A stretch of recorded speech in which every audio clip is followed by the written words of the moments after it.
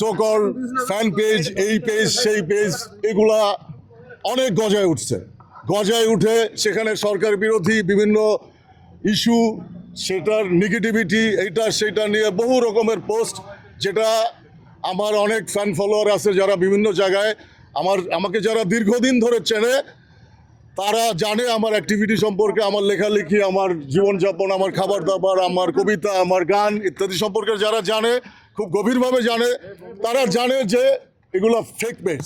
কিন্তু অনেকেই জানে না, যারা দেশের মধ্যে দেশের বাইরে বিভিন্ন জায়গায়, বা একটা জেনারেশন যারা আমরা প্রায় 30-35 বছর ধরে এই মিডিয়ার সঙ্গে সম্পৃক্ত নানানভাবে, সেটা print media, visual medium, literature, music, film, television, তারপরে নানান রকমের মিডিয়ার সাথে আমরা কানেক্টেড। তো সবাই জানে, আমার বন্ধু বান্ধবরা জানে, আমার সাথে যারা কাজ করে, আমি যাদের সাথে কাজ করি তারাও জানে যে এগুলো ফেক পেজ।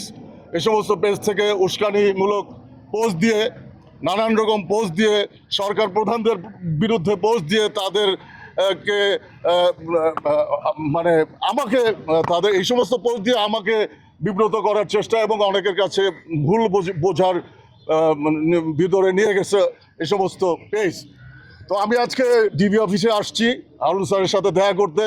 ওনার সাথে দেখা করে এইসব আমি কিছু যে কথাগুলো বলছি, যে এই পেজগুলো যারা চালাচ্ছে, যারা আমাকে বিব্রত করতেছে নানানভাবে আমার অডিয়েন্সের কাছে, আমার বা সাধারণ মানুষের কাছে যারা সোশ্যাল নেটওয়ার্কে আছে বা নাই, তো সবাই তো আর আমার লেখার ধরন, সমস্ত কিছু, আমার অ্যাক্টিভিটি সম্পর্কে জানবে না।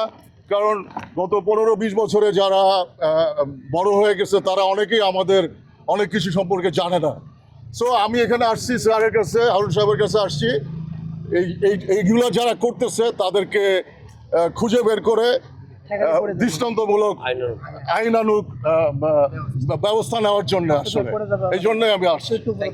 তো এই আর কি। আর আপনারা এখানে যারা আছেন প্রেসের, আপনারাও জানেন, এবং আপনাদের সাথে কাজ করে আমাদের অনেক বন্ধু বান্ধব আছে, আমাদের সহকর্মীরা আছে, আমাদের সমসাময়িক সিনিয়ররা আছে, তারাও জানে যে আমি কি পোস্ট দিতে পারি, কি পোস্ট দিতে পারি না।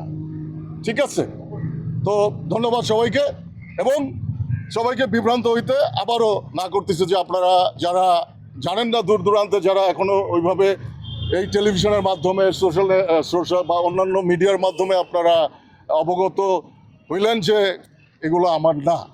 সো আর আমার একটা পেজ আছে, সেইটা এখন না ভেরিফাইড হয় নাই, হয়ে যাবে।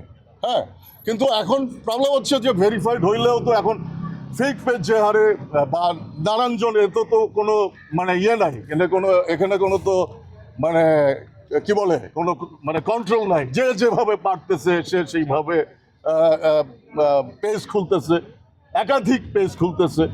কারণ বোঝা যায়, আমরা বুঝতে পারি যে আমরা যখন কোনো পোস্ট দিই, সেখানে কারা উস্কানি দিতেছে, কারা চেতাইতে যাচ্ছে, কারা মানে আছে না অনেক রকম। মানুষকে একটা সুস্থভাবে কোনো কিছু ভালোবাসা দিয়ে বা সময় নিয়ে ধৈর্য ধরে অনেক কিছুর জন্যে গাছ লাগায়া ফল পাওয়া যায় না, দুধে জাল দেওয়ার সাথে সাথে ফল পাওয়া যায় না, ধৈর্য ধরতে হয়। সেই ধৈর্যটা ধরতে পারলে সহিংসতা কম হয়, ভায়োলেন্স কম হয়, মানুষ ভালো থাকে।